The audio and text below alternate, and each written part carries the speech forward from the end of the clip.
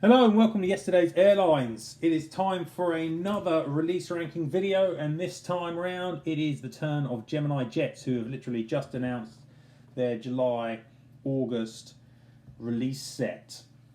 The good thing about Gemini's releases is that there aren't too many of them, so it makes these videos a lot easier. But that doesn't mean that they necessarily always produce great releases, even though they've got quite a small set of releases. And it seems like every month Gemini manage to make a mistake which annoys collectors with one of the models, or sometimes it's not a mistake, sometimes it's just a fact of life. So recently we've had that, the accident of putting the huge tyres on the Loganair Saab. There was the wrong engines on the National 727, which is a model I would have got if they had got that right, and also the printing was dire as well, to be honest. And last month, when I did the review video, obviously taking my hints only from the pictures they put out, which weren't of the actual models themselves, there was the LATAM 787, and I guessed that it would be on the new mould for their 787. I was wrong. It seems that Gemini still have old stock hanging around in the factory or the warehouse, which they've had forever and ever, and they still have not managed to get it all out. Because it does seem like Gemini produces models and sits on them for a long time, because they've been releasing 787s on the new jcwings model for quite a while, but all of a sudden they slip out of the LATAM 787 and it's still using the cradle mount mold. Disappointing. So that one definitely would not have got as good a ranking as I gave it. If I'd have known that the mould that they're using with the seam incredibly obsolete for 2022. So that's disappointing. But that's last month and not this month. Now, one other point of housekeeping before I get started with the Gemini video is you may well have noticed that there wasn't an Aero Classics release ranking video and wondered why that was. It's simply because I don't need the hassle. The owner of Aero Classics, he spends a lot of time getting very angry, and getting angry with me especially, because he considers me to be biased for NG and Panda and others, even though I buy a huge amount of his models and generally say nice things about them. Well, I can't be bothered with this, so he doesn't want me to talk about his models. I won't talk about his models. They can just wander off into obscurity. I just don't need the trouble. So I won't be doing the Aero Classics videos, I don't think, because it's just not worth my time. I have to put a lot of effort into these videos, and if he doesn't appreciate the publicity that he gets from that, yeah, he can just stay where he is. It's just a shame, because I like a lot of what Aero Classics does, but I do not like the way that its owner operates. Okay, now, obviously, you know who I am by now. Subscribe to this channel if you haven't already. Check out yesterday's Airlines. Check out the Facebook group and Instagram at Yesterday Airlines, and join up at 400 Scale and Detail, a group where you're not going to get abused by the owner of Aero Classics. So, without further ado, let's get on and have a look at this month's release set for Gemini Jets. So it does look like quite a small month for Gemini, even for Gemini this month. There's only 9 models, and if you ignore the fact that one of them comes in the flaps down and flaps up variant, then I guess there's only really 8. So there's usually slightly more than that. And this month also, we've got 2 MAX models, and the rest are civil. So that's more military and less civil than you probably usually get from Gemini in a month. But what have we got? Well, we've got a classic Gemini-looking month here in terms of the airlines. Lufthansa, Qantas, United. These are stock Gemini airlines, and there's nothing wrong with that. Lots of people want to buy those airlines. But we're going to start off with a 747-400 freighter. It is in the colours of United Parcel Services. It is on the brand spanking new 747-400 interactive series mould that JC's made for Gemini, and I don't think jcwings have used this mould yet. It's just been used by Gemini. So this is actually a sign of real innovation from Gemini. I really like the interactive series. I've talked about it previously, wax lyrical about how much I enjoy them. I know there are some collectors who don't like it because you can see the seams when things are closed up, but I really think that the model should be shown with the cargo doors open, and even when they don't, I think Gemini have put some effort into making it look better with them closed in recent releases. So this mold itself has been used, this will be the fourth instance of it being used. Previously they've released Atlas Air, China Southern, which I've just purchased actually, and will be getting a review at the website, so keep an eye out for that. And most recently, Polar Air Cargo. So it's kind of inevitable there will be a UPS model coming. I really like the UPS livery. It's smart, it's clean, it's attractive, and I really like the mold and the model. So, you know, for me this one is doing well, and in fact I'm going to be putting this one up into Supersonic territory. I don't think I can stretch to buying it myself, it's outside my criteria, but I really like the interactive series. It's a nice livery, this is going to look cool. From a 747, we downsized dramatically down to a CRJ 900, and this one is flown by Lufthansa City Line. The reg is DACND. It's a 2009 delivery. It was originally delivered to Eurowings, but it's been operating with Lufthansa Regional since 2015. Gemini and their CRJs have had a little bit of a torrid time recently, as I'm sure you're aware. They've only made 14 examples using the CRJ 900 mold, and obviously some of those have been super popular, especially the Delta one in recent times, and American Eagle too. But obviously also they've come with some issues, QC issues. The horizontal stabilizers have tended to be sticking up at an odd angle, and sometimes the main landing gear has been stuck on backwards. So that's pretty weird. People have been generally able to fix it, but obviously it caused some unrest when you're making such large cock-ups. I completely understand why that would annoy people.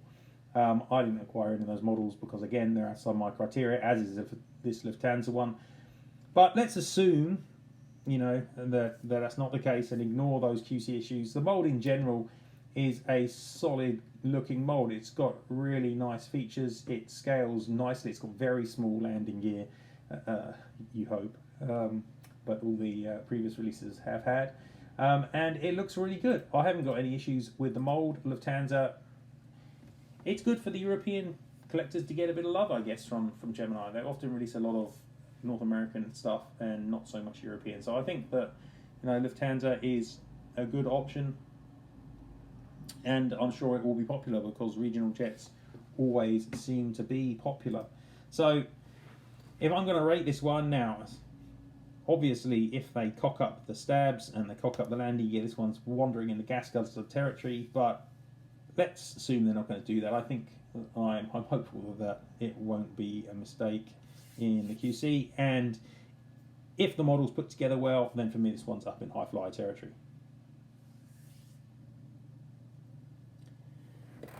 Next is another regional jet. Or is it? I don't know. Can you call an Embraer 190 a regional jet? It's approaching the size of a classic 737, I guess. By modern standards, I guess it's a regional jet.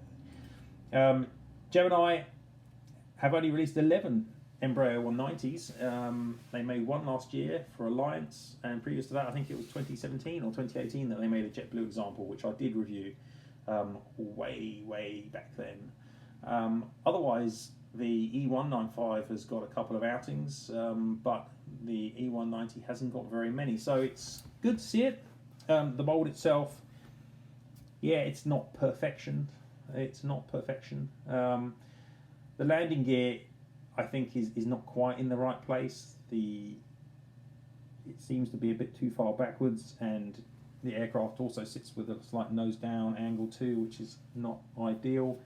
I'm not sure the nose is 100% correct, but overall, you know, despite my criticisms, it's a solid enough, decent enough mold. It's not winning any awards, but it's not bad either. And at least Gemini does tend to always have the underbody aerial attached to it, which I know has been missing on some releases, I think, by JC. So it's a decent enough mold, and if you're again in Australia, then I imagine this is one which will be quite exciting for you. The aircraft itself is in the colours of QantasLink, but is operated by Alliance Airlines, so it wouldn't surprise me if this is being made for the airline. I like the new Qantas colours. I guess they're not that new anymore, but I like the updated Qantas colours. And assuming, again, the mould all hangs together nicely, then I don't see any reason why this one shouldn't also be a good model for those Aussie collectors, and again, up there in the high flyer territory. Moving back towards Europe, and we've got a couple of Lufthansas, and there are 787-9s. It is not super exciting by any stretch of the imagination, and I've already complained about how boring the Lufthansa livery is in the past. So Lufthansa 787, yeah, it isn't going to thrill me. But at the same time, yet again, it's good for European collectors, and it comes in both the flap ups and flap downs variety, so that is good as well. Interestingly, both ngmodels and Phoenix have also got this announced, as is Aviation 400 actually, though I imagine theirs will be out later. So they are not the first brand to be producing this model by any means. You've got multiple choices here that you can select from. It is the case that the jcwings version of the mould for the 787 is excellent, so it is possibly the front runner of all of them. I think the NG will probably come next. It's hard to say exactly what the Aviation 400 mould looks like, and Phoenix is definitely going to be bringing up the rear with their old mould. So yeah, it's going to be a good model. Flaps down I really like, so if you're interested in the flaps down variety, yeah, I'm sure that'll be nice as well. It's not exciting me though, because it's so standard, and the livery's boring. So for me, these are workhorse models. It's been announced by others. The airline doesn't excite me, but the mould is good. I'm sure it'll be a nice model. Rounding off the civil airliners this month, we've got a pair of 737 MAX 8s, and I'll start out with the first of those, which is in the colours of United Airlines, but it is a special scheme of sorts anyway. It is a scheme which has "Being United" written on the side, which is the sort of happy clappy phrase that airlines paint on the back on the aircraft to make people feel nice. To be honest, it actually works quite nicely, delivery.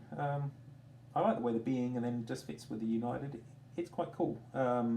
It's a fairly simple special scheme. They didn't spend a lot of money on it, but it works quite nicely. So yeah, it's fine. The Gemini jcwings 737 MAX mould, it's good. It's very good actually. I really like it.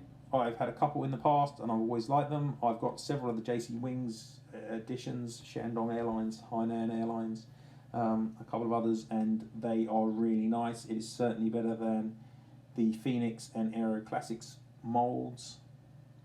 So I don't really see any reason why this shouldn't be an excellent release, because the mould is good. I quite like the Being United scheme. I quite like the standard United scheme actually nowadays. Now they've made it a bit more united and a bit less continental. So yeah, I think this will be a good model. And for me, if I'm going to score this one, then it's going to be up there again in the high fly category. I really like the look of this one. Now the next model is also a MAX, as I said. This one is for Iceland Air. It is got the reg TF Ice, I believe, and it's in the light blue flavour of their new livery. Everything I said about the mould is the same as for the United. It's going to be fine. What I think about the new Iceland Air livery, it's boring as, isn't it? Gigantic titles. I like the idea that they've got different colours on the tails. It doesn't necessarily drag it out of mediocrity. It is not as nice as the previous livery, which had that gold on it. It's a little bit too close for the Finnair livery for my taste, which again, gigantic billboard titles and the tail logo. Just pretty standard, nothing exciting going on there. So for me, this one is not hitting the mark, but not because of Gemini. They're just reproducing what Icelandair have done. Can't fault them for that. So for me, this one's in the workhorse space. It's a release I think that a lot of people will like, but and it'll fit, especially if you're collecting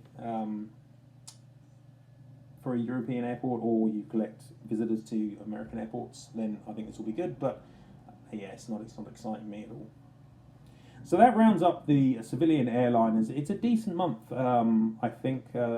Solid releases, if not spectacular. There's not a lot to excite me personally from this group of models, but I recognise that they're mainly going to be high quality and good collecting material for a lot of collectors. Now moving into the MAX territory, which is not my forte, I admit. We start off with a KC-135 in the colours of McConnell Air Force Base. It doesn't really matter what colours they're putting on this KC-135, because as I said the other month, the Gemini KC-135 mould has some pretty major issues at the nose. Obviously Gemini's photo angles hide all the detail. It's so annoying whenever you look at Gemini's photos, you can't really tell what the finished product is going to look like, because you can't see the undercarriage, you can't see the nose, you just can't see the bloody model except from an angle where everything looks fine. So that's annoying, but when you look at pictures of Gemini KC-135s, you can see them. The nose is just weird. It's got this upturned, and it's not pointy enough. I saw a KC-135 at the Royal International Air Tattoo just the other week, and it didn't look like this. So I really just don't like the mould. That nose area, the rest of the mould's fine, but that nose area stinks. So I can't give this anything but gas guzzler territory. It's not quite scrap metal, it's gas guzzler, I'd say. And we round off this video with the last model on it, which is a US Air Force Lockheed C5 Galaxy in the colours of Westover Air Reserve Base. Now, I don't know much about Gemini's C5 releases, but I had a look through the database, and they've done a few. They've done, I think, 14 actually, which is quite a lot. But the majority of them obviously just replicate the colours that the US Air Force paint on their C5s, which is really no colours at all. I think there's only one in the old classic white colours, and the rest are wearing, you know, the olive drab or whatever this colour is that the US Air Force uses. They broadly look the same, so there's very little in way of livery on this. And the mould itself looks great. Can't fault the mould. Looks really nice. And it's good to see such an unusual type being made. So, you know, Gemini Max have got a lot of good stuff going for them, I think. But there is no real livery to this, so I don't really see why anyone would be overly excited to have it unless you operate at that base. But maybe if you really do, you might like it. I mean, looking at the tail, it's the only real splash of colours. Just a strip of red there. It'll be a nice model, but you know, it's not exciting, and therefore I'm going to put it into workhorse territory. Okay, so that's my view on this month's Gemini Jets. It's much like most months' Gemini Jets, from where I stand. Good models broadly, the occasional mistakes as everyone has. Good quality printing, some good moulds, some not quite as good moulds, but generally good across the board, I would say. Not overly exciting in terms of the choices, but since you're only getting 10 airlines, I mean, how diverse can, you know, or 10 models, how diverse can Gemini be each month? Not too diverse. So they're fulfilling a niche, producing decent stuff, and if I was interested in collecting modern major carriers, then obviously I'd be catching quite a few of these Gemini releases. Okay guys, thank you very much for watching. Check out the next release video coming up to see if it's Phoenix or JC. I'm not sure who will be announcing models next. Hope you enjoyed the video. I'll see you next time.